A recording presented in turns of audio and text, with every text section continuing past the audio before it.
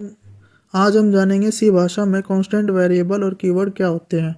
Alphabet, digit और special symbol जब आपस में मिलते हैं तो वे कांस्टेंट, वेरिएबल और कीवर्ड कहलाते हैं। कांस्टेंट एक ऐसी इकाई एंटिटी है जो बदलती नहीं है, जबकि वेरिएबल एक ऐसी एंटिटी है जो बदल सकती है। कीवर्ड एक ऐसी शब्द है जिसका विशेष अर्थ होता है।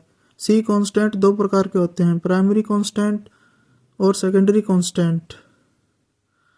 हम अभी सिर्फ प्राइमरी कांस्टेंट की बात करेंगे। प्राइमरी कांस्टेंट में होते हैं integer constant, real constant, character constant. Integer constant के अंदर कम से कम एक डिजिट होती है, इसमें डेसिमल पॉइंट नहीं होता। ये 0, पॉजिटिव, नेगेटिव हो सकता है। कोमा और ब्लैंक्स इंटीजर कांस्टेंट में नहीं होता। इसकी अलाउबल रेंज होती है -2147483648 2 + 2147483647।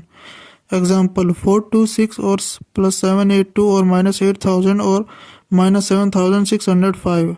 अलग अलग कंपाइलर में ये रेंज अलग अलग मतलब बदल भी सकती है। टर्बो सी में ये इसकी रेंज -32768 से +32767 होती है।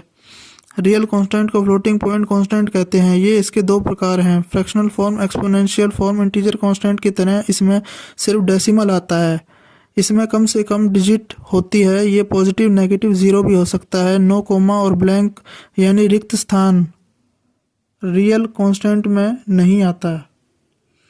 एक्सपोनेंशियल फॉर्म वो होती है जो कुछ ज़्यादा छोटी या ज़्यादा बड़ी होती है।